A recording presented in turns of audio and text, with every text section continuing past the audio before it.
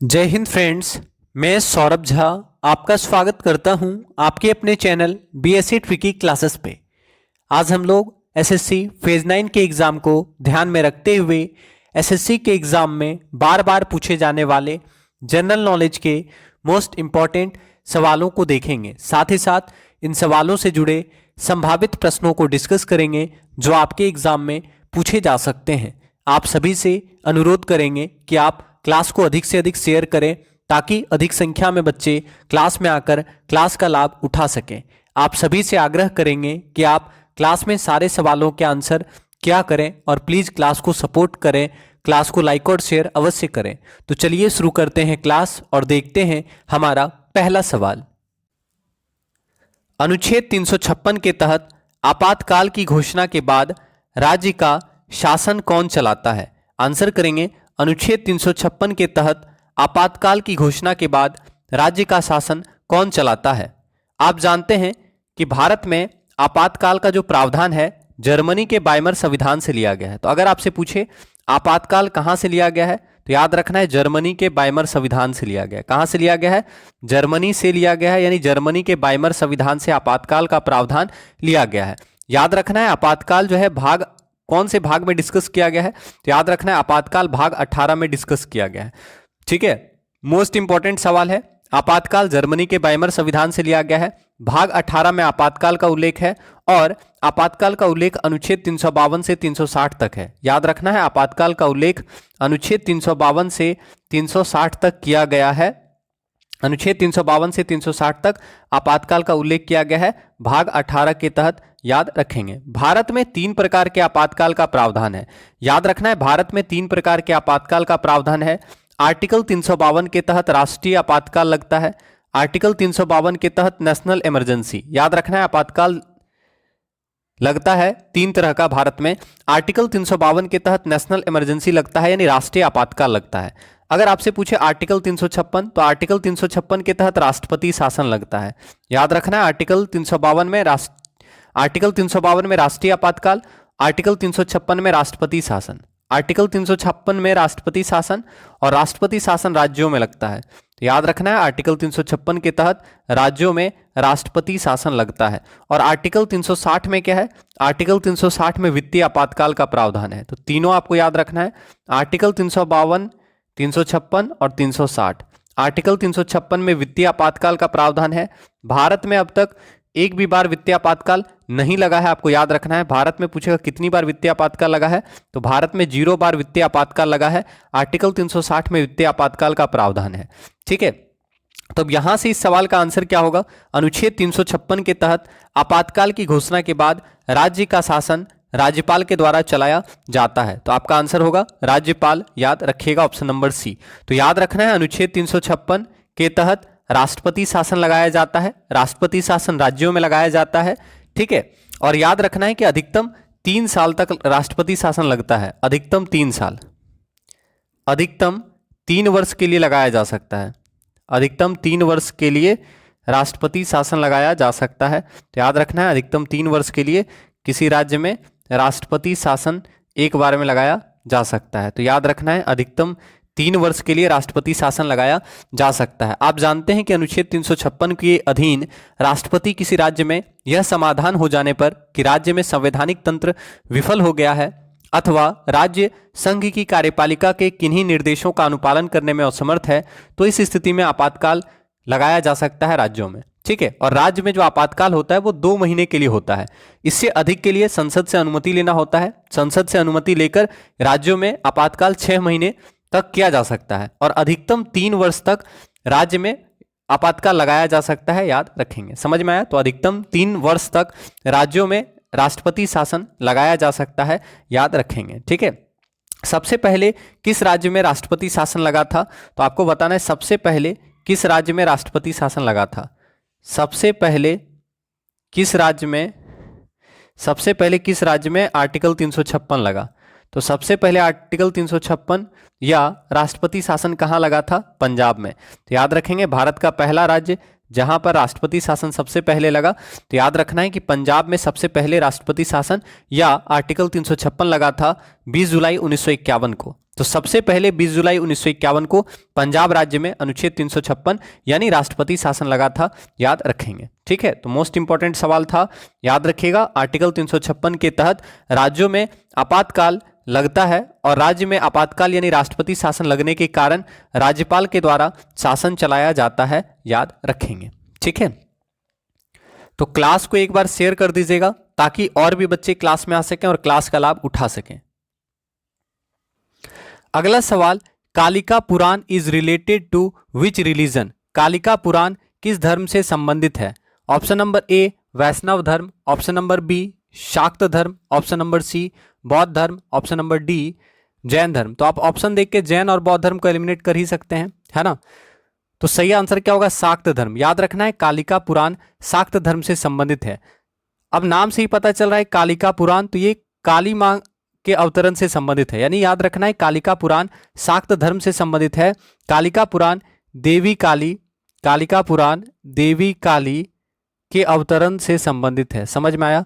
देवी काली के अवतरण से संबंधित है कालिका पुराण। तो ये सब याद रखना है, देवी काली के अवतरण से संबंधित है कालिका पुराण। तो याद रखेंगे कालिका पुराण शाक्त धर्म से संबंधित है, इसमें देवी काली के अवतरण को बताया गया है, याद रहेगा। और बौद्ध धर्म के बारे में आप जानते हैं कि बौद्ध धर्म के संस्थापक गौतम बुद्ध हैं। गौतम बुद्ध को लाइट ऑफ एशिया कहा जाता है। गौतम बुद्ध का जन्म 563 ईसा पूर्व कपिलवस्तु की लुम्बिनी नामक स्थान पर हुआ था। गौतम बुद्ध के पिता शुद्धोदन, उनकी माँ का नाम माया देवी, उनका लालन पालन उनकी सौतेली माँ प्रजापति गौतमी के द्वारा किया गया था। गौतम बुद्ध का बचपन का नाम सिद्धार्थ, गौतम बुद्ध की पत्नी का नाम यशोधरा, गौतम बुद्ध के पुत्र का नाम राहुल। ठीक है, और गौतम बुद्ध के द्वारा गृह त्याग की घटना को महाविनिष्क्रमण कहा गया है। और गौतम बुद्ध के पहले गुरु अलार कलाम। तो ये सब आप याद रखिएगा। गौतम बुद्ध ने अपना पहला उपदेश सारनाथ में दिया था और बौद्ध ग्रंथ में भगवान बुद्ध के पहले उपदेश को क्या कहा गया है? धर्मचक्र प्रवर्तन कहा गया है। ठीक है, और जैन धर्म के बारे में आप जानते हैं कि जैन धर्म के टोटल 24 तीर्थंकर हुए हैं। जैन धर्म के पहले तीर्थंकर थे ऋषभदेव। ठीक है, और जैन धर्म के 24वें और अंतिम तीर्थंकर हैं महावीर स्वामी, आप याद रखिएगा। ठीक है, तो जैन धर्म के 24वें और अंतिम तीर्थंकर महावीर स्वामी। तो यहाँ पे आंसर क्या होगा? कालिका पुराण शाक्त धर्म से संबंधित है और कालिका पुराण में देवी काली के अवतरण को बताया गया है। ठीक है, तो आंसर भी याद रखिएगा। अगला सवाल, हु इज ऑनर रथ यात्रा is taken out in Puri? Puri में रथ यात्रा किनके सम्मान में निकाली जाती है? तो आपको बताना है पुरी में रथ यात्रा किनके सम्मान में निकाली जाती है। ठीक है, तो याद रखना है भगवान जगन्नाथ।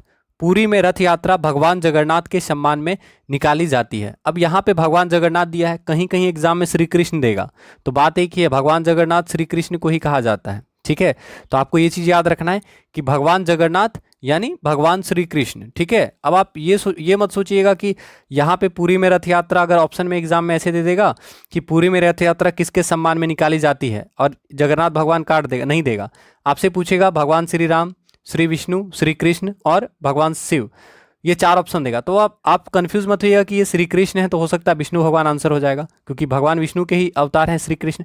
तो अगर आप भगवान विष्णु करेंगे तो आंसर गलत हो जाएगा। ठीक है, क्योंकि याद रखना है हम लोग तो याद करते हैं श्री कृष्ण जी के याद में होता है ना। जैसे अगर आपसे पूछता है कि भगवान लक्ष्मण के भाई कौन थे, तो आप भगवान विष्णु का आंसर थोड़ी करेंगे, आंसर क्या करेंगे? भगवान श्री राम। तो वैसे ही यहाँ पे आपको याद रखना है। ठीक है, पुरी में रथ यात्रा किसके सम्मान में निकाला जाता है? तो भगवान जगन्नाथ या भगवान श्री कृष्ण को याद करते हुए। ठीक है, तो ये चीज़ आपको याद रखना है कि भगवान जगन्नाथ और भगवान कृष्ण के सम्मान में पुरी का रथ यात्रा निकाला जाता है। और भगवान श्री कृष्ण भगवान विष्णु के कितनेवें अवतार थे? आपको याद है, एग्जाम में पूछा भी गया है सवाल। तो आपको याद रखना है कि भगवान श्री राम 7वें अवतार थे। भगवान श्री राम को 7वां अवतार कहा गया है और भगवान श्री कृष्ण को 8वां अवतार कहा गया है। ठीक है, तो विष्णु के 8वें अवतार हैं भगवान श्री कृष्ण और भगवान राम जो हैं 7वें अवतार हैं, आप याद रखिएगा। ठीक है, और यहाँ से आपको ये भी याद रखना है कि जगन्नाथ रथ यात्रा हर साल आषाढ़ मास के शुक्ल पक्ष की द्वितीय तिथि को निकाली जाती है। तो एग्जाम में क्या पूछेगा? महीना पूछता है जनरली। ठीक है, कि रथ यात्रा कब निकाला जाता है? तो आषाढ़। ठीक है, आषाढ़ माह में। तो याद रखना है आषाढ़ माह के, ठीक है, आषाढ़ माह भी याद रखिएगा चलेगा। तो आषाढ़ माह के शुक्ल पक्ष की द्वितीय तिथि को। ठीक है, आषाढ़ माह के शुक्ल पक्ष के द्वितीय तिथि को ठीक है, द्वितीय तिथि को मनाया जाता है। और ये सवाल भी पूछ चुका है एग्जाम में। तो आपको याद रखना है कि पुरी में रथ यात्रा निकाला जाता है आषाढ़ माह के शुक्ल पक्ष के द्वितीय तिथि को, याद रखिएगा। और पुरी का रथ यात्रा भगवान जगन्नाथ या भगवान श्री कृष्ण को समर्पित है, याद रखिएगा। अब ये तो ठीक है, समझ में आ गया। अब यहाँ से देखिए और भी सवाल आपके एग्जाम में पूछ सकता है। जैसे आपसे पूछ सकता है रामेश्वरम मंदिर कहाँ पे है, ठीक है। तो आपको एक जगह का नाम याद रखना है, तमिलनाडु। और तमिलनाडु में बहुत सारा इंपॉर्टेंट टेम्पल्स है जो एग्जाम में पूछता है। आपको याद रखना है रामेश्वरम टेम्पल कहाँ पे है, तमिलनाडु में है। रामेश्वरम मंदिर कहाँ पे है, तमिलनाडु में है, याद रखिएगा। मीनाक्षी मंदिर पूछेगा कहाँ पे है, तो आप जानते हैं मीनाक्षी मंदिर कहाँ पे है। मीनाक्षी मंदिर कहाँ पे है, तो मदुरई में है, यानी ये भी तमिलनाडु में है। तो याद रखना है मीनाक्षी मंदिर मदुरई तमिलनाडु में है, ठीक है। फिर आपसे पूछेगा सोर टेम्पल कहाँ पे है। सोर टेम्पल मतलब तट मंदिर। तट मंदिर कहाँ पे है, तो ये भी आपको याद रखना है, तट मंदिर तमिलनाडु में है, ठीक है। फिर आपसे पूछ सकता है वृहदेश्वर मंदिर कहाँ पे, ये इंपॉर्टेंट है, वृहदेश्वर मंदिर। तो याद रखना है वृहदेश्वर मंदिर तंजावुर तमिलनाडु में, ठीक है। तो वृहदेश्वर मंदिर कहाँ पे है, तो वृहदेश्वर टेम्पल है तंजावुर तमिलनाडु में, ठीक है। तो वृहदेश्वर टेम्पल कहाँ पे है, तंजावुर तमिलनाडु में है। नटराज टेम्पल कहाँ पे है, नटराज टेम्पल है चिदम्बरम तमिलनाडु। नटराज टेम्पल कहाँ पे है, तो नटराज टेम्पल याद रखना है चिदम्बरम तमिलनाडु में, ठीक है। तो नटराज टेम्पल भी तमिलनाडु में, रामेश्वरम टेम्पल तमिलनाडु, मीनाक्षी मंदिर तमिलनाडु, तट मंदिर तमिलनाडु, वृहदेश्वर मंदिर तमिलनाडु। इसके अलावा कांचीपुरम का मंदिर जो है ये भी तमिलनाडु में है, ठीक है। तो याद रखिएगा कांचीपुरम का मंदिर भी तमिलनाडु में है। इसके अलावा एक बहुत अच्छा सवाल है, होयसलेश्वर मंदिर कहाँ पे है। होयसलेश्वर मंदिर, तो याद है तो बता दीजिए, होयसलेश्वर मंदिर कहाँ पे है। होयसलेश्वर मंदिर कहाँ पे है, तो हैलेबीड कर्नाटक में है। तो याद रखना है होयसलेश्वर मंदिर हैलेबीड कर्नाटक में है। कहाँ पे है, हैलेबीड कर्नाटक में है होयसलेश्वर मंदिर। हैलेबीड कर्नाटक में है होयसलेश्वर मंदिर, ठीक है, याद रखिएगा। और अगर आपसे पूछेगा जगन्नाथ मंदिर तो पूरी उड़ीसा में है, याद रखिएगा।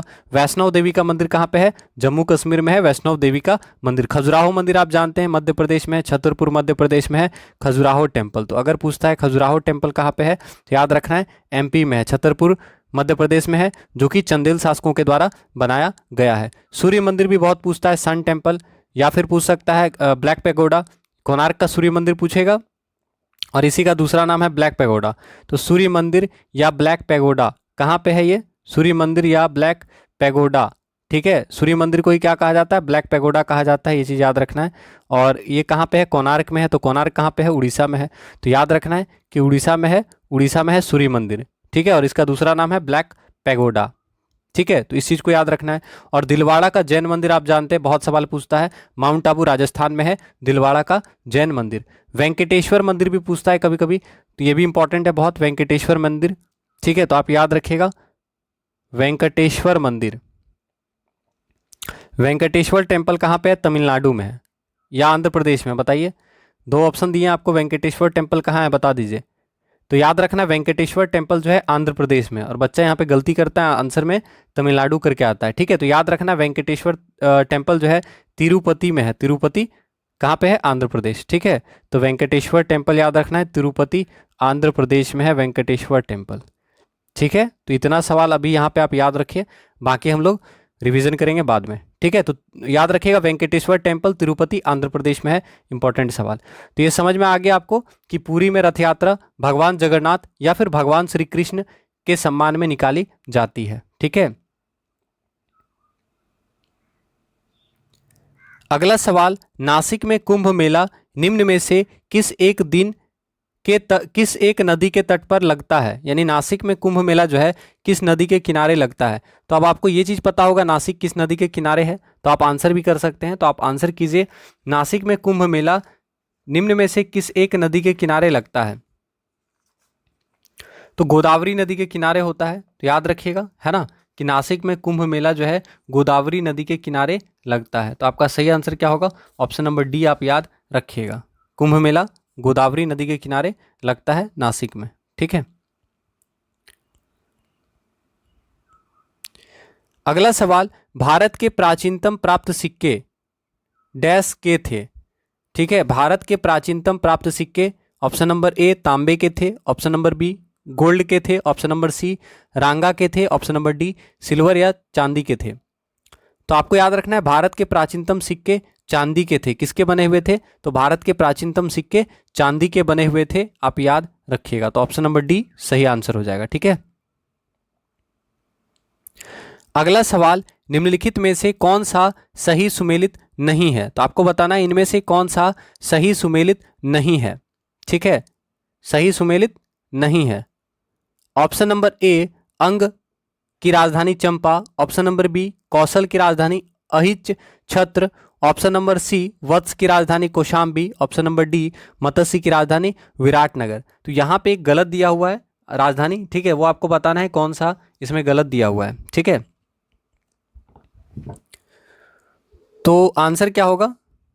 आंसर हो जाएगा ऑप्शन नंबर बी, कौशल की राजधानी यहाँ पे गलत लिखा हुआ है। ठीक है, जनरली आप जानते हैं अंग की राजधानी चंपा है, अंग की राजधानी चंपा है, वत्स की राजधानी कौशाम्बी, मत्स्य की राजधानी विराटनगर। तो ये तीन यहाँ पे सही दिया हुआ है। ठीक है, लेकिन जो ऑप्शन नंबर बी है ये गलत दिया हुआ है। तो याद रखना है कौशल की राजधानी क्या थी? कौशल की राजधानी क्या थी? श्रावस्ती। कौशल की राजधानी थी श्रावस्ती, जहाँ पे भगवान बुद्ध ने सबसे अधिक उपदेश दिया है। तो याद रखना है कौशल की राजधानी श्रावस्ती, और इसी को अयोध्या भी कहा गया है। तो याद रखना है श्रावस्ती या अयोध्या।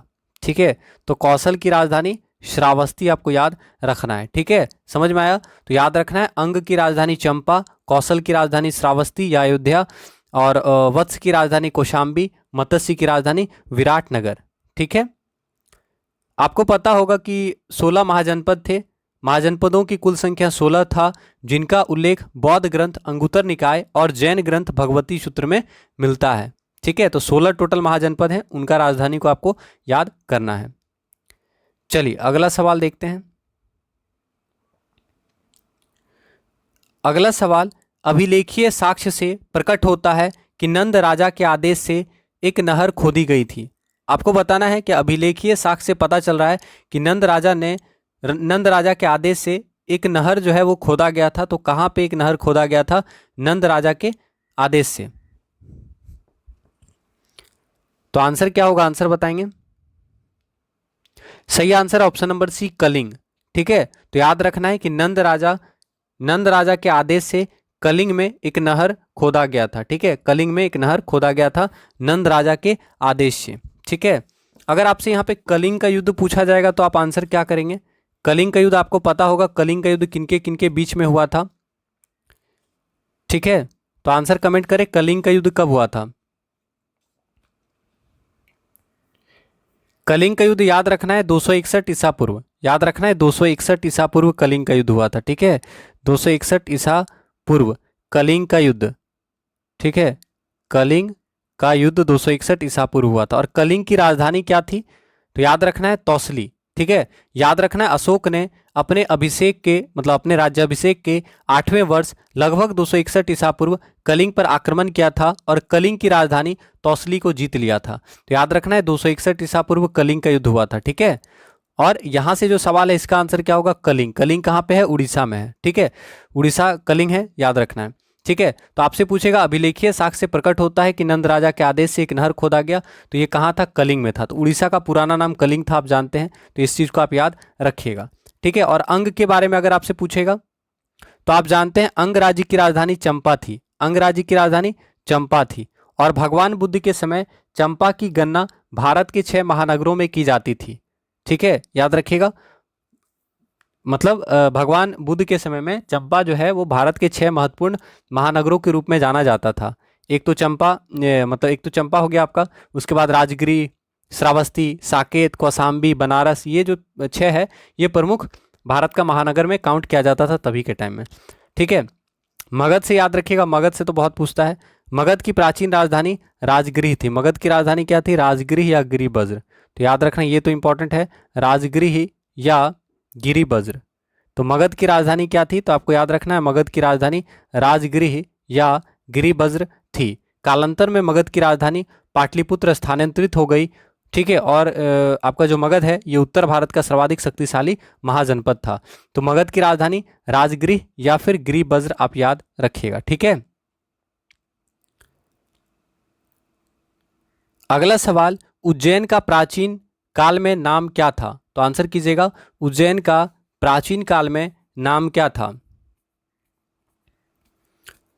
तो उज्जैन का प्राचीन काल में नाम क्या था? ऑप्शन नंबर सी आपका सही आंसर होगा। याद रखिएगा, उज्जैन का प्राचीन काल में नाम क्या था? अवंतिका। ठीक है, उज्जैन का प्राचीन काल में नाम क्या था? अवंतिका, आपको याद रखना है। ठीक है, अब देखिए यहां से बहुत सारा सवाल पूछ सकता है। उज्जैन का प्राचीन काल में नाम था अवंतिका। याद रखिएगा, उत्तरी अवंती की राजधानी उज्जैनी तथा दक्षिणी अवंती की राजधानी महिष्मती थी। राजनीतिक तथा आर्थिक दोनों ही दृष्टियों से उज्जैनी प्राचीन भारत का एक महत्वपूर्ण नगर था। उज्जैनी मतलब उज्जैन। ठीक है, समझ में आ रहा है? उज्जैनी मतलब उज्जैन। यहाँ लोहे की खान थी और लोहार इस्पात के उत्कृष्ट अस्त्र शस्त्र निर्मित करते थे। इस कारण यह राज्य सैनिक दृष्टि से अत्यंत सबल हो गया था। तो एग्जाम में अगर उज्जैनी लिखा है तो कंफ्यूज मत होना, इसलिए उज्जैनी बता रहे हैं। तो याद रखना है अवंती, अवंती यानी उज्जैन, या फिर उज्जैनी यानी अवंतिका। ठीक है, तो याद रखना है उज्जैन का प्राचीन नाम क्या था? उज्जैन का प्राचीन नाम अवंतिका था। ठीक है, इंपॉर्टेंट सवाल है, याद रखिएगा उज्जैन का प्राचीन नाम अवंतिका था। चलिए, तो अगला सवाल देख लेते हैं हम लोग, इसको याद रखिएगा। अच्छा, यहाँ पे एक ऑप्शन है तक्षशिला। तक्षशिला से भी सवाल पूछता है। तो तक्षशिला आप जानते हैं, तक्षशिला से संबंधित कौन है? चाणक्य। तो आप याद रखिएगा, चाणक्य का संबंध जो है तक्षशिला से है। ठीक है, चाणक्य का जो संबंध है ये तक्षशिला से है, आपको याद रखना है। और गांधार की राजधानी थी तक्षशिला। गांधार की राजधानी थी तक्षशिला। अगर कभी पूछेगा तो आप याद रखिएगा, गांधार की राजधानी तक्षशिला। ठीक है, गांधार की राजधानी थी तक्षशिला। और तक्षशिला प्रमुख व्यापारिक नगर होने के साथ साथ शिक्षा का भी बहुत महत्वपूर्ण केंद्र हुआ करता था। ठीक है, तो तक्षशिला गांधार की राजधानी थी, याद रखिएगा। ठीक है, इंद्रप्रस्थ, इंद्रप्रस्थ कुरु की राजधानी थी। इंद्रप्रस्थ क्या है? कुरु की राजधानी थी इंद्रप्रस्थ। तो अगर पूछता है कुरु की राजधानी क्या थी, तो इंद्रप्रस्थ जो है कुरु की राजधानी थी। ठीक है, कुरु की राजधानी थी इंद्रप्रस्थ। ठीक है, तो 16 महाजनपद है, नाम नीचे लिखा देते हैं फटाफट। ठीक है, तो सुविधा होगा एग्जाम में, आप याद कर लीजिएगा। जैसे आपसे पूछेगा अंग की राजधानी, ठीक है, तो अंग की राजधानी चंपा, आप बताते भी चलेंगे अंग की राजधानी चंपा। भागलपुर एवं मुंगेर का क्षेत्र। काशी की राजधानी आप कमेंट कीजिएगा, काशी की राजधानी। कौशल की राजधानी आप कमेंट कीजिएगा, कौशल की राजधानी। ठीक है, मगध की राजधानी अभी बताए हैं तुरंत, तो मगध की राजधानी राजगिरी या फिर गिरिबज्र। तो मगध की राजधानी राजगृह लिख देते हैं, मगध की राजधानी राजगृह या गिरिबज्र। काशी की राजधानी वाराणसी, काशी की राजधानी वाराणसी। ठीक है, कौशल की राजधानी श्रावस्ती, कौशल की राजधानी श्रावस्ती या अयोध्या। ठीक है, कौशल की राजधानी श्रावस्ती या अयोध्या। इसके अलावा आपसे पूछ सकते हैं, 4 पढ़े अभी हम लोग। वज्जी, वज्जी की राजधानी क्या है? कमेंट कीजिएगा, वज्जी की राजधानी क्या है? ठीक है, मल्ल की राजधानी क्या है? ठीक है, चेदी की राजधानी क्या है? इंपॉर्टेंट सवाल है। वत्स की राजधानी क्या है? तो वज्जी की राजधानी याद रखना है वैशाली। वज्जी की राजधानी है वैशाली, ये कहाँ पे है? बिहार में है, याद रखना। मल्ल, मल्ल की राजधानी है कुशीनगर। मल्ल की राजधानी है कुशीनगर, मल्ल की राजधानी थी कुशीनगर। और चेदी जो है किसकी राजधानी? चेदी की राजधानी क्या थी? तो याद रखना है चेदी की राजधानी थी शुक्तिमती।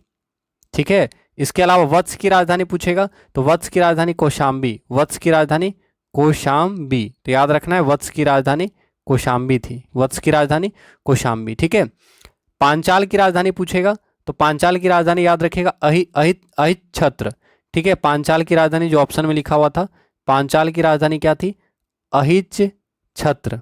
ठीक है, पांचाल की राजधानी अहिच छत्र। ठीक, इसके अलावा मत्स्य की राजधानी तो पढ़ चुके हैं, मत्स्य की राजधानी विराटनगर।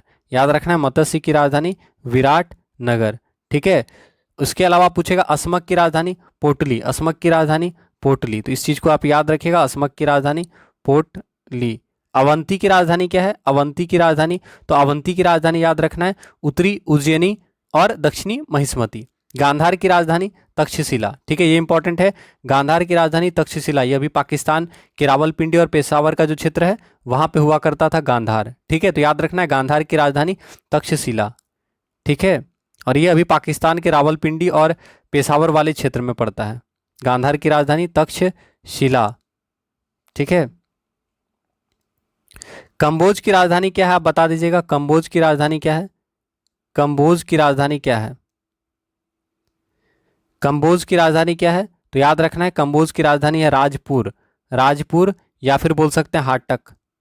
ठीक है, और एक बचता है आपका कुरु, कुरु की राजधानी है इंद्रप्रस्थ। तो कुरु की राजधानी क्या है?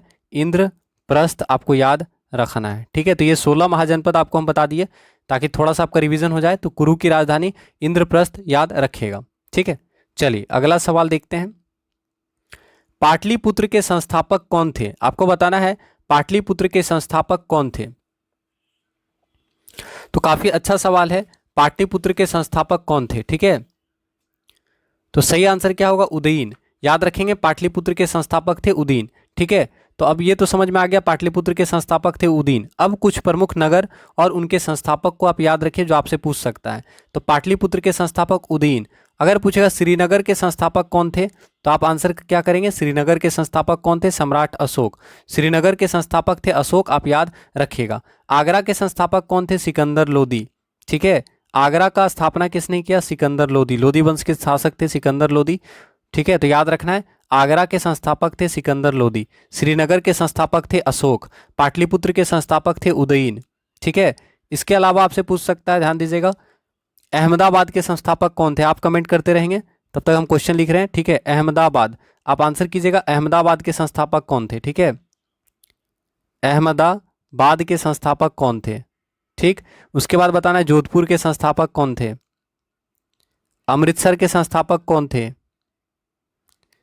ठीक है, तो अमृतसर के संस्थापक कौन थे? गुरु रामदास। इंपॉर्टेंट सवाल है, अमृतसर के संस्थापक थे गुरु रामदास। याद रखना है अमृतसर शहर की स्थापना गुरु रामदास के द्वारा की गई। ठीक है, अमृतसर की स्थापना गुरु रामदास जी के द्वारा की गई। तो याद रखिएगा गुरु रामदास, गुरु रामदास जी के द्वारा, यहाँ लिख दे रहे हैं अगर दिक्कत है तो, गुरु रामदास जी के द्वारा अमृतसर शहर की स्थापना की गई थी। जोधपुर बोलेगा तो याद रखना है राव जोधा जी, राव जोधा जी के द्वारा जोधपुर शहर की स्थापना की गई थी। राव जोधा जी के द्वारा जोधपुर शहर की स्थापना की गई थी। और अहमदाबाद की स्थापना अहमद शाह प्रथम के द्वारा, अहमदाबाद की स्थापना अहमद शाह प्रथम के द्वारा। तो याद हो जाना चाहिए, अहमदाबाद की स्थापना अहमद शाह फर्स्ट के द्वारा, जोधपुर शहर की स्थापना राव जोधा जी के द्वारा, अमृतसर की स्थापना गुरु रामदास जी के द्वारा। ठीक है, तो याद रखिएगा। इसके अलावा आपसे पूछा जा सकता है चेन्नई, चेन्नई की स्थापना आप कमेंट कीजिएगा, चेन्नई की स्थापना किनके द्वारा किया गया?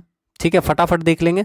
और चेन्नई की स्थापना याद रखना फ्रांसिस डे के द्वारा किया गया। इंपॉर्टेंट सवाल है, चेन्नई की स्थापना का श्रेय फ्रांसिस डे को जाता है, फ्रांसिस डे को जाता है चेन्नई की स्थापना का श्रेय। राजगृह की स्थापना किसने किया?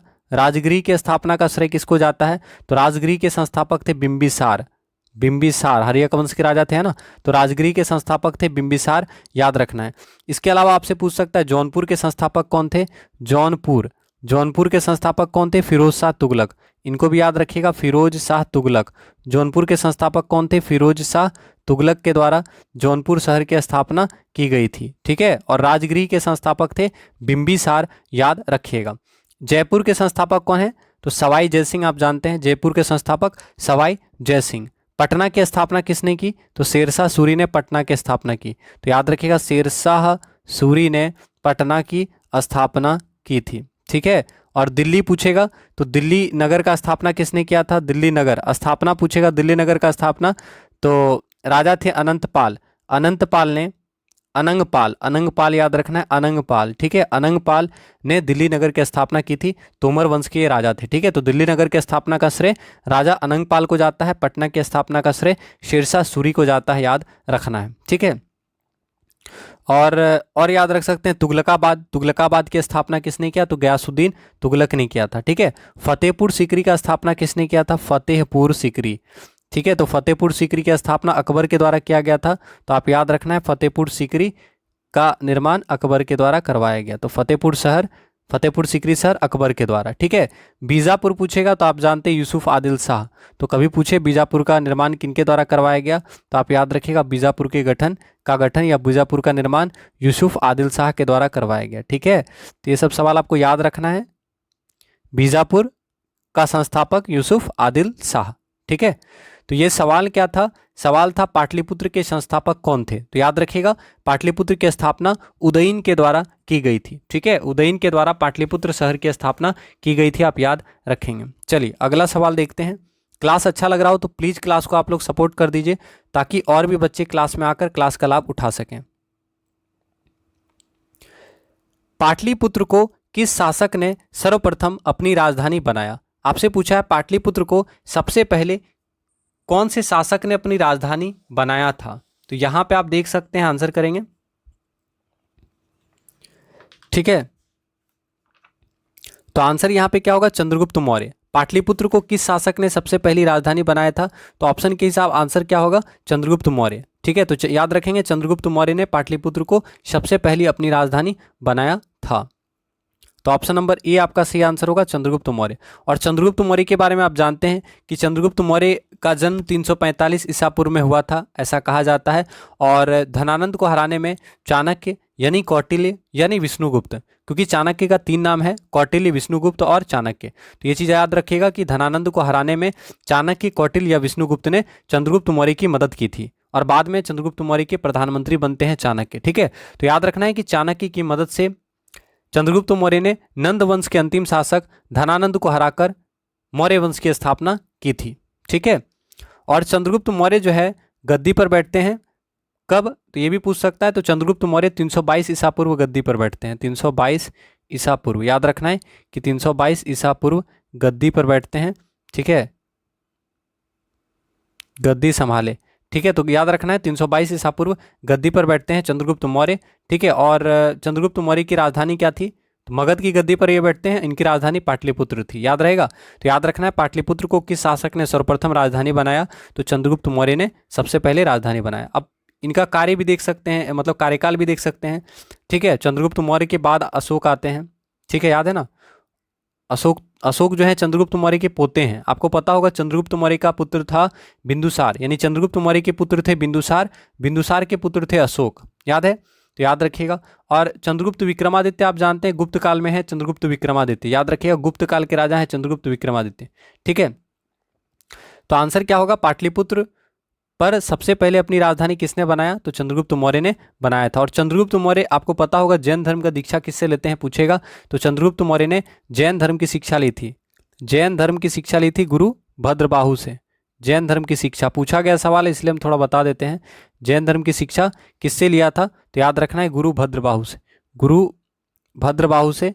ठीक है, याद रखना है भद्रबाहु से चंद्रगुप्त मौर्य ने जैन धर्म की दीक्षा ली थी। ठीक है, और चंद्रगुप्त मौर्य के दरबार में मेगास्थनीज रहते थे। मेगास्थनीज ने कौन सा पुस्तक लिखा है, तो इंडिका नामक पुस्तक की रचना की है मेगास्थनीज ने, आप याद रखिएगा।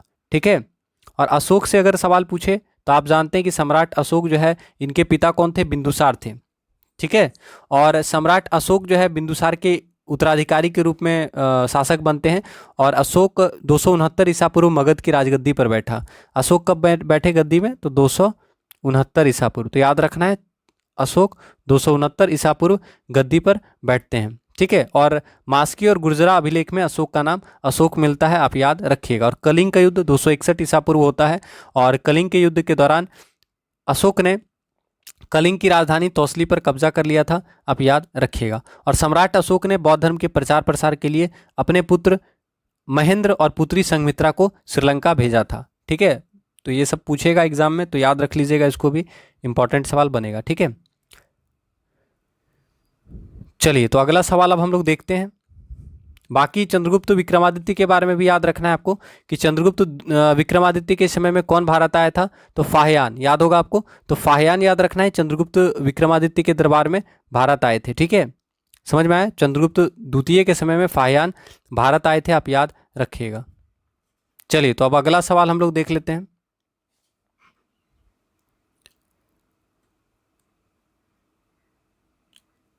निम्नलिखित में से किस राजा ने पाटलिपुत्र को बसाया था। ठीक है, तो पाटलिपुत्र को किसने बसाया, ये आपसे पूछ रहा है, आंसर करेंगे।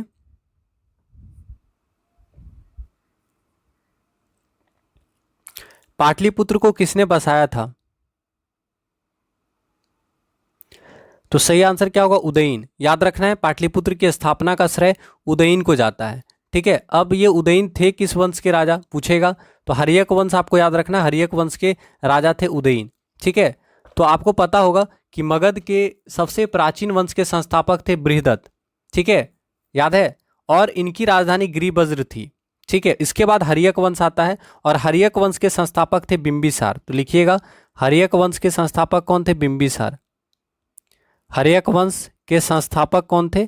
बिंबिसार। तो हर्यक वंश के संस्थापक थे बिंबिसार, आपको याद रखना है, ठीक है। और हर्यक वंश के संस्थापक बिंबिसार मगध की गद्दी पर 544 ईसा पूर्व बैठते हैं, याद रखना। और वह बौद्ध धर्म के अनुयायी होते हैं बिंबिसार। तो बिंबिसार ने हर्यक वंश की स्थापना की थी, याद रखिएगा। इसके अलावा आपको पता होगा बिंबिसार ने राजगृह का निर्माण कर उसे अपनी राजधानी बनाया था। तो बिंबिसार ने राजगृह को अपनी राजधानी बनाया था। तो इनकी राजधानी का नाम क्या था? राजगृह, ठीक है। तो याद रखना है बिंबिसार की राजधानी राजगृह थी और बिंबिसार हर्यक वंश के संस्थापक थे, ठीक। लेकिन होता क्या है कि बिंबिसार की हत्या उनके पुत्र के द्वारा कर दी जाती है। तो बिंबिसार का पुत्र था अजातशत्रु। तो ये आपको याद रखना है, पुत्र कौन था? अजातशत्रु। ये पुत्र था अजातशत्रु, समझ में आया? तो याद रखना है बिंबिसार का पुत्र था अजातशत्रु, जिसने अपने पिता को मारकर गद्दी पर बैठ गया था। तो याद रखना है आपको, बिंबिसार की हत्या कर उसके पुत्र अजातशत्रु ने 493 ईसा पूर्व मगध की गद्दी पर बैठा। ईयर याद नहीं रखना है फिलहाल, लेकिन आपको ये जरूर याद रखना है कि बिंबिसार का पुत्र जो है वो कौन था? अजातशत्रु था, और अजातशत्रु ने बिंबिसार को मारकर गद्दी हासिल किया, ठीक है। अब इसके साथ क्या होता है? इसका बेटा फिर इसको मार देता है, ठीक है। तो इस चीज को आप याद रखिएगा, इंपॉर्टेंट है। तो देखिए, ठीक है, उदयन किसका पुत्र था? अजातशत्रु का। और अजातशत्रु किसका पुत्र था? बिंबिसार का। तो ये चीज आपको याद रखना है, ठीक है, पूछेगा एग्जाम में। इसलिए इस वंश को पितृहंता वंश भी कहा गया है। क्या कहा गया है? पितृहंता वंश, ठीक है, आप अच्छे से लिख लेंगे। पितृहंता वंश कहा गया हर्यक वंश को। पूछेगा किस वंश को पितृहंता वंश कहा गया? तो हर्यक वंश को। तो हर्यक वंश को पितृहंता वंश कहा गया है, ठीक है। क्यों? क्योंकि याद रखिएगा बिंबिसार को उसके पुत्र अजातशत्रु ने मारा और अजातशत्रु को उनके पुत्र उदयन ने मारा, ठीक है। इसलिए हर्यक वंश को क्या कहा गया है? पितृहंता वंश कहा गया है, आप याद रखिएगा, ठीक है। आ गया सवाल समझ में? तो याद रखिएगा बिंबिसार की हत्या अजातशत्रु ने की और अजातशत्रु को उनके पुत्र उदयन ने मारा था, ठीक है। और उदयन ने पाटलिपुत्र की स्थापना की थी। तो यहां से आंसर क्या होगा? उदयन पाटलिपुत्र के संस्थापक हैं। तो यहां से ये भी चीज आपको याद रखना है कि ये तीनों किस वंश से जुड़े हुए हैं? तो हर्यक वंश से जुड़े हुए हैं। और बच्चा यहाँ पे गलती करता है एक नाम के साथ, कौन सा? बिंदुसार के साथ। तो बिंदुसार और बिंबिसार में अंतर है, ठीक है। बिंदुसार अशोक के पिता का नाम था बिंदुसार। बिंदुसार मौर्य वंश के थे और बिंबिसार हर्यक वंश के थे, याद रहेगा। बिंबिसार हर्यक वंश के और बिंदुसार मौर्य वंश के। इसको लिख लीजिएगा नहीं तो, क्योंकि एग्जाम में पूछता है। बिंदुसार मौर्य वंश के, सम्राट अशोक के पिता थे बिंदुसार। अब याद रखना बहुत आसान है, अशोक के पिता बिंदुसार, याद हो जाएगा, ठीक है। चलिए अगला सवाल देखते हैं। अच्छा, ये शिशुनाग जी का नाम दिया है, तो शिशुनाग कौन थे आपको पता है? तो याद रखना है एक चीज यहां से भी आप याद रखिएगा कि जो आपका हर्यक वंश का अंतिम राजा कौन था पता है? हर्यक वंश का अंतिम राजा, तो हर्यक वंश का अंतिम राजा याद रखना, हर्यक वंश का अंतिम राजा उदयन का पुत्र था, उदयन का पुत्र नागदशक, ठीक है। हर्यक वंश का अंतिम राजा था उदयन का पुत्र नागदशक, ये चीज याद रखिएगा।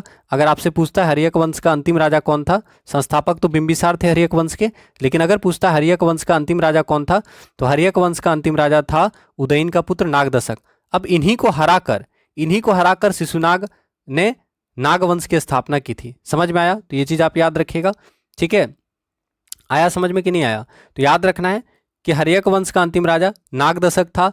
नागदशक को उसके अमात्य शिशुनाग ने हराकर शिशुनाग वंश की स्थापना की थी। तो अगर आपसे पूछता है शिशुनाग वंश की स्थापना किसने किया, तो शिशुनाग ने किया। किसको हराकर? उदयन के पुत्र नागदशक को हराकर, ठीक है।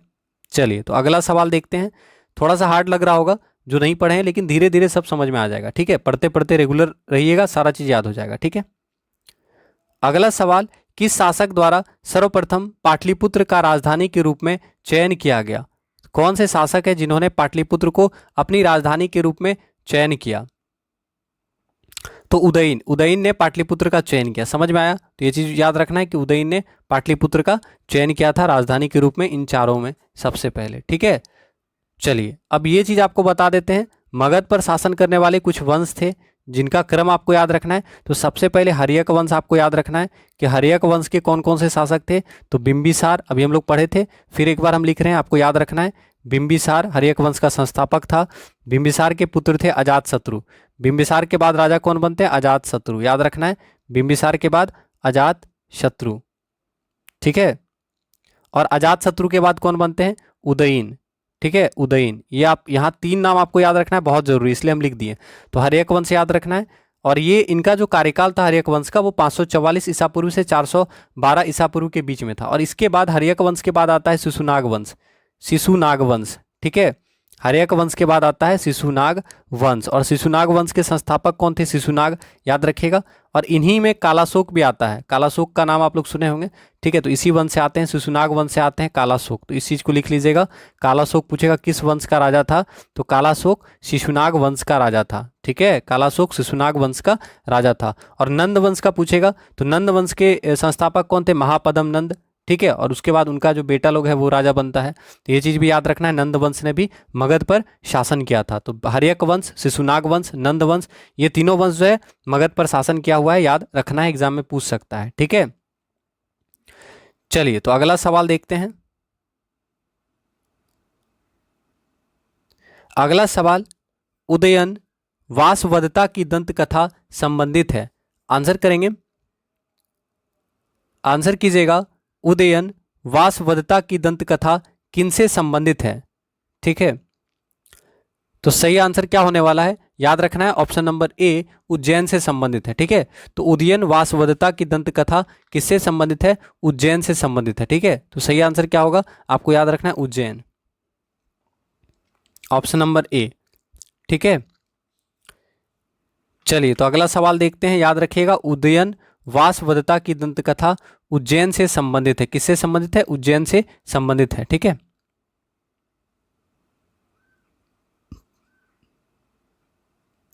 अगला सवाल, मगध साम्राज्य का उत्कर्ष किस शताब्दी में हुआ था? आपको बताना है मगध साम्राज्य का उत्कर्ष किस शताब्दी में हुआ था, ठीक है। तो सही आंसर क्या होगा? मगध साम्राज्य का उदय किस शताब्दी में हुआ था, ठीक है। तो आपको पता होना चाहिए कि 4वीं शताब्दी ईसा पूर्व मगध में नंद वंश के शासक धनानंद का शासन था। और साक्ष्यों से पता चलता है कि धनानंद जो है वो बहुत बदमाश था, बहुत क्रूर था और बहुत अत्याचारी शासक था। तो 4वीं शताब्दी ईसा पूर्व, जो भी बच्चे आंसर कर रहे हैं गलत आंसर है, क्योंकि 4वीं शताब्दी ईसा पूर्व में धनानंद का शासन था। धनानंद का शासन था 4वीं शताब्दी ईसा पूर्व में, समझ में आया?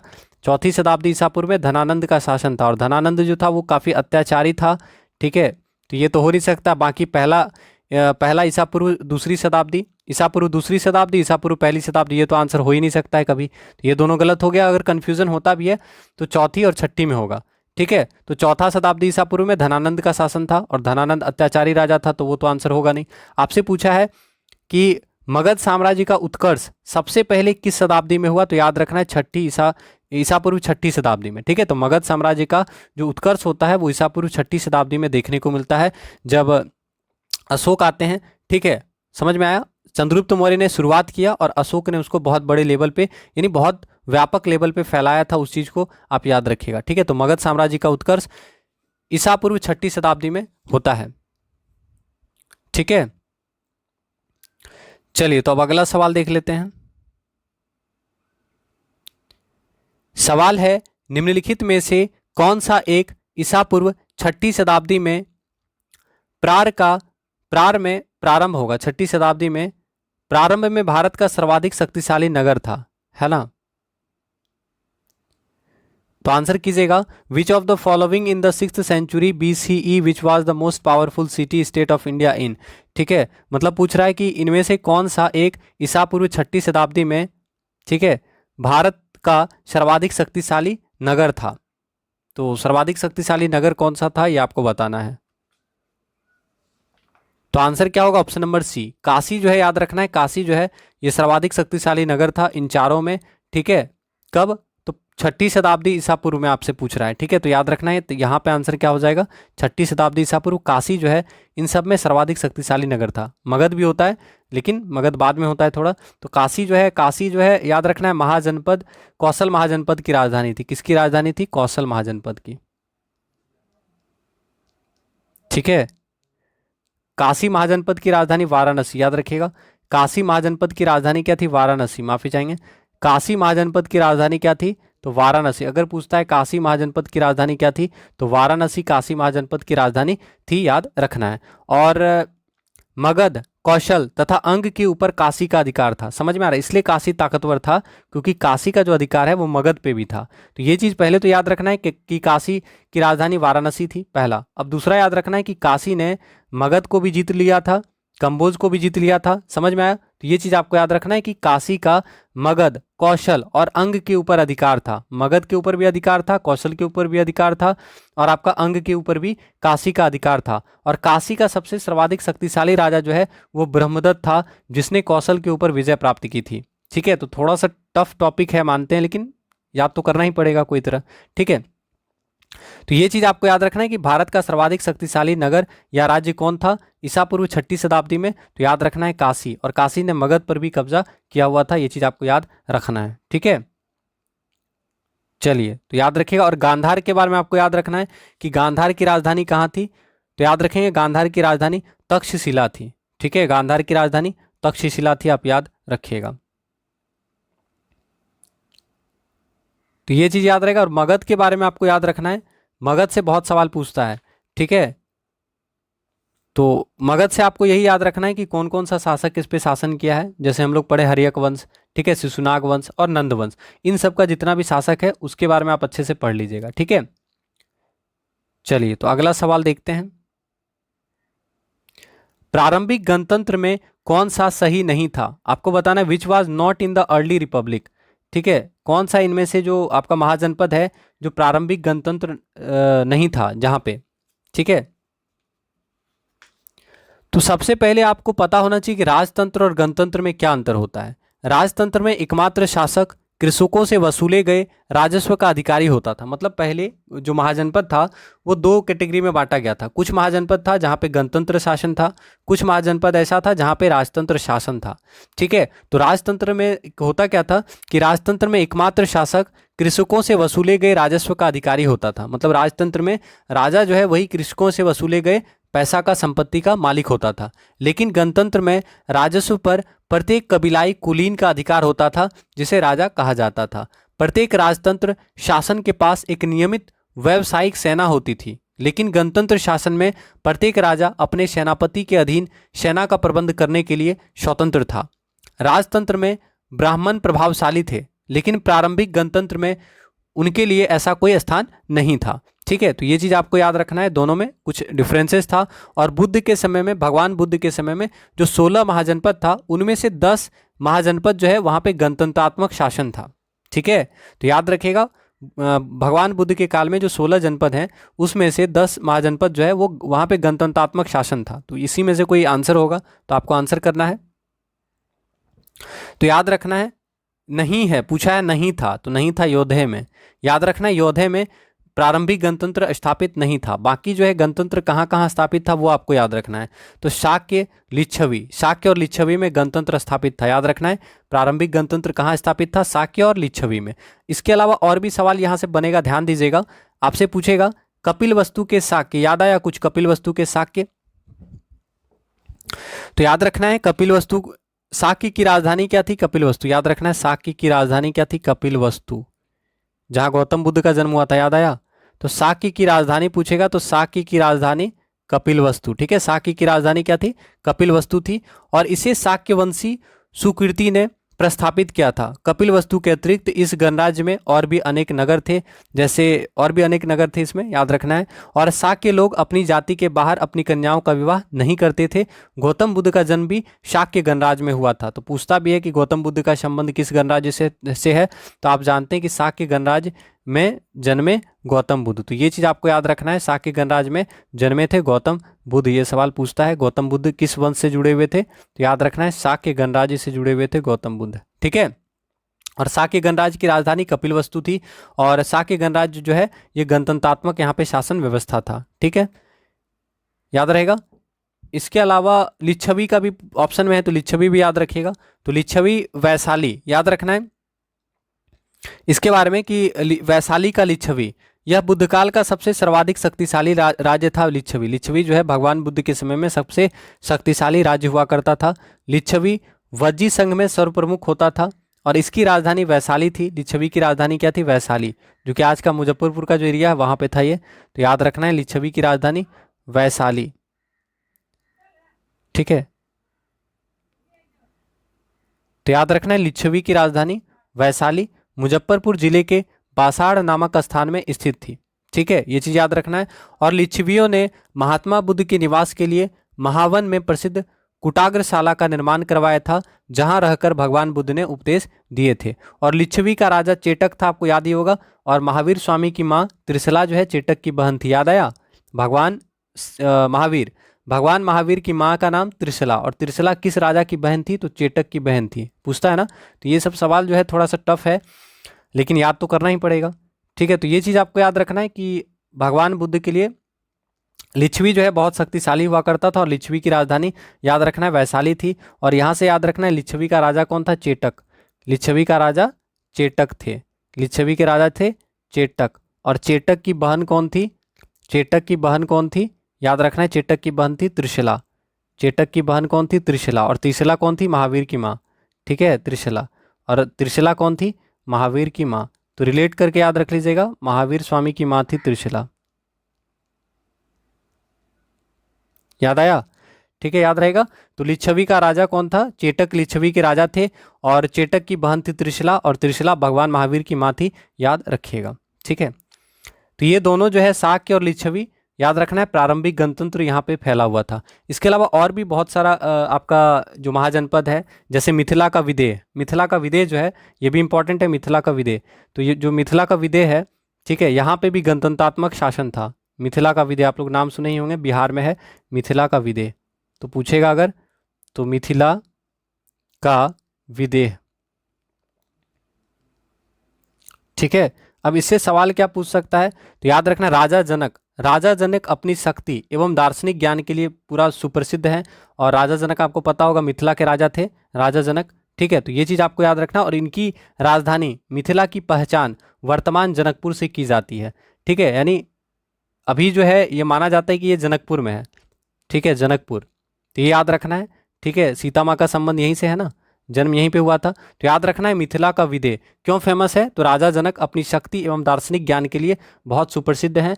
ठीक है, और उनका संबंध भी मिथिला के विदेह से ही है, आप याद रखिएगा। और इनकी राजधानी मिथिला का पहचान वर्तमान में जनकपुर से किया जाता है, यानी आज का जो जनकपुर है पहले वो मिथिला के नाम से जाना जाता था। ठीक है, ये चीज़ आप याद रखिएगा। तो बिहार और नेपाल का जो क्षेत्र है, ठीक है, पहले तो वो हम लोग का ही साइड, मतलब भारत में ही आता था, आपको पता होगा। ठीक है, तो उस समय में अभी जो नेपाल का क्षेत्र है वहाँ पे सीता माँ का जन्म हुआ था, जनकपुर में। अभी वो नेपाल में पड़ता है शायद। ठीक है, तो वो चीज़ आपको याद रखना है। चलिए अगला सवाल देखते हैं। विश्व का पहला गणतंत्र वैशाली किसके द्वारा स्थापित किया गया था? आपको बताना है विश्व का पहला गणतंत्र वैशाली में किनके द्वारा स्थापित किया गया था। ठीक है, तो अभी तुरंत पढ़ें वही सवाल कि भगवान बुद्ध के समय में सबसे बड़ा और शक्तिशाली राज्य था वैशाली, और वैशाली जो है लिच्छवी के द्वारा स्थापित किया गया था। तो याद रखना है वैशाली का लिच्छवी गणराज्य, वैशाली का लिच्छवी गणराज्य विश्व का पहला गणतंत्र। पूछेगा विश्व का पहला गणतंत्र। ठीक है, विश्व का पहला गणतंत्र कौन सा था? वैशाली में था। किसने स्थापित किया? लिच्छवी ने स्थापित किया। ठीक है, तो याद रखेंगे वैशाली का लिच्छवी गणराज्य विश्व का पहला गणतंत्र माना जाता है, जो वज्जी संघ की राजधानी थी, और इसका गठन 500 ईसा पूर्व में हुआ था। ठीक है, आ गया समझ में? तो याद रखिएगा। चलिए अगला सवाल देखते हैं। ये समझ में आ गया होगा, आंसर इसका याद रखिएगा लिच्छवी। ठीक है, अगला सवाल, ईसा पूर्व 6ठी सदी में विश्व की प्रथम गणतंत्रात्मक व्यवस्था कहाँ थी? तो आपको बताना है ईसा पूर्व 6ठी सदी में विश्व का पहला गणतंत्रात्मक व्यवस्था कहाँ पे शुरू किया गया था? तो आंसर क्या हो जाएगा? Option number A Vaishali. ठीक है, तो याद रखना है वैशाली। ठीक है,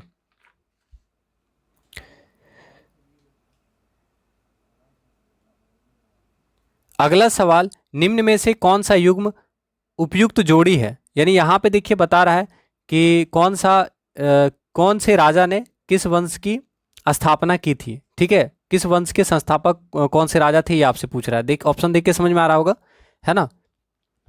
तो आंसर कीजिएगा।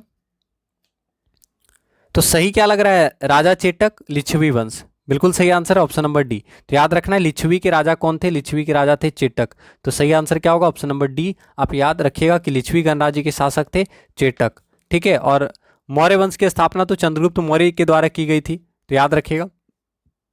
ठीक है, अब इस चीज को याद रखिएगा, यहाँ पे थोड़ा आपको बता देते हैं कुछ प्रमुख वंश और उसके संस्थापक। तो हर्यक वंश के संस्थापक थे बिंबिसार, याद रखिएगा। और शिशुनाग वंश के संस्थापक थे शिशुनाग। नंद वंश के संस्थापक कौन थे? महापदम नंद। नंद वंश के संस्थापक पूछेगा तो याद रखना महापदम नंद।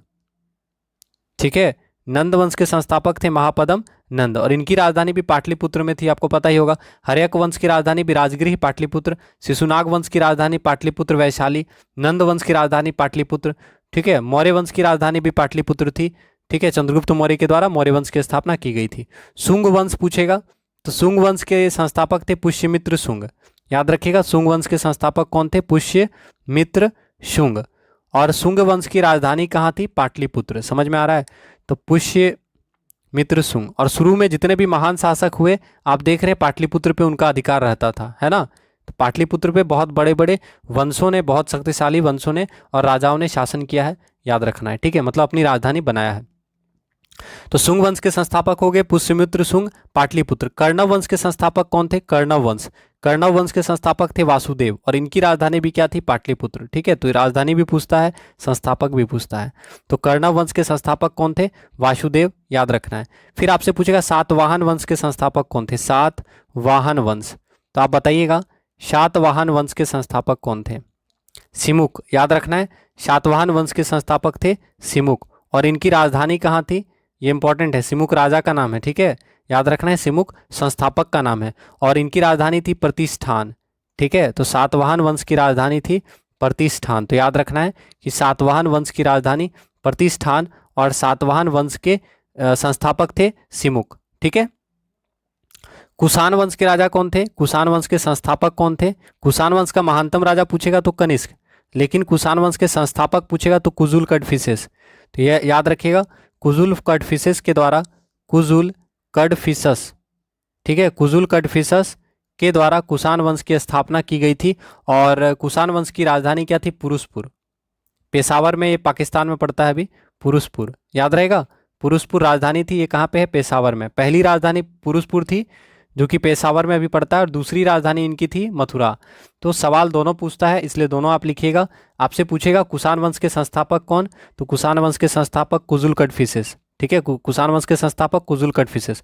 कुषाण वंश का महानतम राजा कनिष्क। कुषाण वंश की पहली राजधानी पुरुषपुर, कहाँ पे है? पेशावर, अभी ये पाकिस्तान में। और सेकेंड राजधानी पूछेगा तो मथुरा। तो मथुरा इंपॉर्टेंट है, समझ रहे हैं आप। तो सेकेंड राजधानी पूछेगा तो याद रखना है कुषाण वंश की दूसरी राजधानी थी मथुरा। ठीक है, इसके अलावा गुप्त वंश पूछ सकता है, तो गुप्त वंश के संस्थापक थे श्रीगुप्त। गुप्त वंश के संस्थापक कौन थे? श्रीगुप्त, आप याद रखिएगा। और पुष्यभूति वंश के संस्थापक थे पुष्यभूति। पल्लव वंश के संस्थापक कौन थे? पल्लव वंश। तो पल्लव वंश के संस्थापक कौन थे? सिंह विष्णु, है ना। पल्लव वंश के संस्थापक थे सिंह विष्णु। और पल्लव वंश की राजधानी क्या थी? तो बताना है पल्लव वंश की राजधानी। पल्लव वंश की राजधानी क्या थी? राजधानी कांचीपुरम। पल्लव वंश की राजधानी थी कांचीपुरम। तो ये सब चीज़ आपको क्यों बता रहे हैं? क्योंकि आप जान रहे हैं इंपॉर्टेंट है, और सवाल भी कम है। ठीक है, तो अगर बता देंगे तो टाइम आपका टाइम से पहले ही खत्म हो जाएगा, अगर नहीं बताएंगे तो। और इंपॉर्टेंट सवाल भी है तो एग्जाम में पूछेगा ही पूछेगा। ठीक है, तो पल्लव वंश के संस्थापक सिंह विष्णु और पल्लव वंश की राजधानी कांचीपुरम आपको याद रखना है। ठीक है, इसके अलावा आपसे पूछ सकता है पाल वंश के संस्थापक, तो गोपाल। पाल वंश के संस्थापक गोपाल, और इनकी राजधानी कहाँ? तो ये तो आराम से याद हो जाएगा, पाल वंश के संस्थापक गोपाल। और पाल वंश की राजधानी तो याद रखना है मुंगेर। पाल वंश की राजधानी कहाँ थी? मुंगेर। और बहुत बच्चे नहीं पढ़े होंगे तो ये गलती हो जाएगा, तो इसलिए याद रखना है पाल वंश की राजधानी कहाँ थी? तो पाल वंश की राजधानी मुंगेर में थी, और पाल वंश के संस्थापक थे गोपाल। ठीक है, सेन वंश के संस्थापक थे सामंत सेन, याद रखिएगा। गहड़वाल वंश के संस्थापक कौन थे? बता दीजिएगा। गहड़वाल वंश। गहड़वाल वंश के संस्थापक कौन थे? तो याद रखना है गहड़वाल वंश के संस्थापक थे चंद्रदेव। गहड़वाल वंश के संस्थापक थे चंद्रदेव, राजा थे ये, संस्थापक तो याद रखना है गहड़वाल वंश के संस्थापक थे चंद्रदेव, और इनकी राजधानी थी कन्नौज। ठीक है, तो गहड़वाल वंश की राजधानी कहाँ थी? कन्नौज। तो याद रखना है गहड़वाल वंश की राजधानी कन्नौज में थी, और गहड़वाल वंश के संस्थापक थे चंद्रदेव। ठीक है, चौहान वंश भी बहुत पूछता है, चौहान वंश इंपॉर्टेंट है। चौहान वंश के संस्थापक कौन थे? तो याद रखना है चौहान वंश के संस्थापक थे वासुदेव। ठीक है, चौहान वंश के संस्थापक कौन थे? वासुदेव। चौहान वंश के संस्थापक वासुदेव, और चौहान वंश की राजधानी अजमेर। ठीक है, तो चौहान वंश की राजधानी अजमेर, याद रखना है चौहान वंश की राजधानी अजमेर और चौहान वंश के संस्थापक वासुदेव। ठीक है, याद रखिएगा। और गंग वंश का पूछेगा, गंग वंश की राजधानी पुरी थी। ठीक है, गंग वंश की राजधानी पुरी थी। और गंग वंश के संस्थापक कौन थे? तो गंग वंश के संस्थापक कौन थे बता दीजिएगा। गंग वंश के संस्थापक याद रखना है वज्रहस्त पंचम। वज्रहस्त 5 जो है गंग वंश के संस्थापक थे और इनकी राजधानी कहाँ थी? पुरी में थी, आप याद रखिएगा। ठीक है, चोल वंश के संस्थापक पूछेगा। चोल वंश के संस्थापक थे विजयालय चोल। चोल वंश के संस्थापक कौन थे? विजयालय चोल। पूछ लेगा तो ये नाम से ही पता चल रहा है। चोल वंश के संस्थापक थे विजयालय चोल। चोल वंश के संस्थापक विजयालय चोल और इनकी राजधानी कहाँ थी? तंजावुर में। याद रखना है, चोल वंश के संस्थापक विजयालय चोल और इनकी राजधानी थी तंजावुर, याद रखिएगा। ठीक है, तो इतना सवाल यहाँ से याद रखिए। मेरे ख्याल से जो एग्जाम में पूछ सकता था आपको बता दिए। ठीक है, तो यहाँ पे पूछा था कौन सा जोड़ी उपयुक्त है, तो याद रखिएगा लिच्छवी। लिच्छवी गणराज्य या लिच्छवी नगर का जो राजा था वो कौन था? चेतक थे। तो याद रखना है लिच्छवी के राजा चेतक थे और लिच्छवी के संस्थापक कौन थे? चेतक थे, आप याद रखिएगा। ठीक है, तो लिच्छवी के संस्थापक चेतक आप याद रखिएगा, चेतक कहा जाता है जिनको। ठीक है, तो क्लास को एक बार शेयर कर दीजिएगा। अगला सवाल, निम्नलिखित में से किस बौद्ध ग्रंथ में सूचना मिलती है? ठीक है, क्वेश्चन पूरा नहीं लिखा है, आपसे पूछा जाएगा ऐसे कि किस बौद्ध ग्रंथ में महाजनपद की सूचना मिलती है? महाजनपद, 16 महाजनपद की संख्या मिलती है। ठीक है, किस बौद्ध ग्रंथ में 16 महाजनपद की सूचना मिलती है? ऐसे पूछ रहा है क्वेश्चन आपसे। ठीक है, किस बौद्ध ग्रंथ में 16 महाजनपद की सूचना मिलती है? तो आपको पढ़ा ही चुके हैं कि अंगुत्तर निकाय, याद है ना। तो याद रखना है अंगुत्तर निकाय में पता चला है कि 16 महाजनपद हैं। ठीक है, तो याद रखिएगा कि महाजनपद की कुल संख्या 16 है, जिसका उल्लेख बौद्ध ग्रंथ अंगुत्तर निकाय और जैन ग्रंथ भगवती सूत्र में मिलता है। ठीक है, तो सही आंसर क्या होगा? बौद्ध ग्रंथ अंगुत्तर निकाय। बौद्ध ग्रंथ है ये अंगुत्तर निकाय। ठीक है, यहाँ पे लिखा भी है ऊपर में। तो बौद्ध ग्रंथ अंगुत्तर निकाय से पता चलता है कि 16 महाजनपद हैं। ठीक है, तो इस चीज को आप याद रख लीजिएगा, इंपॉर्टेंट सवाल है, पूछता है एग्जाम में। तो इतना सवाल था, याद रखेंगे। बौद्ध ग्रंथ अंगुत्तर निकाय में 16 महाजनपद के बारे में जानकारी मिलता है। तो इतना ही सवाल था, उम्मीद करेंगे आज का क्लास आपको अच्छा लगा होगा। तो क्लास को प्लीज़ सपोर्ट कीजिएगा, क्लास को लाइक और शेयर अवश्य करें और साथ ही साथ रेगुलर रहिएगा। कोई भी टॉपिक में डाउट होगा तो ऐसे ही कमेंट कर दीजिएगा, आपके लिए उस टॉपिक से रिलेटेड सवाल हम लोग देखेंगे ताकि आप उस टॉपिक को कर सकें। ठीक है, टॉपिक हार्ड भी होगा तो आप कमेंट कीजिएगा, हम लोग करेंगे। ठीक है, हम लोग का काम है आप लोगों को पढ़ाना। तो क्लास अच्छा लगेगा तो प्लीज़ क्लास को सपोर्ट कीजिएगा। और हम लोग, आप अगर पिछला क्लास सब नहीं देख रहे हैं तो आप पुराना क्लास सब भी देखिए। ठीक है, जिसमें कुछ टॉपिक वाइज भी आप लोगों को पढ़ाया जा रहा है, तो वहाँ से क्या होगा, आपको बहुत ज़्यादा बेनिफिट होगा। ठीक है, तो मिलते हैं आपसे अगले क्लास में। आप सभी का तहे दिल से धन्यवाद करते हैं। जय हिंद, जय भारत, जय BSA, धन्यवाद।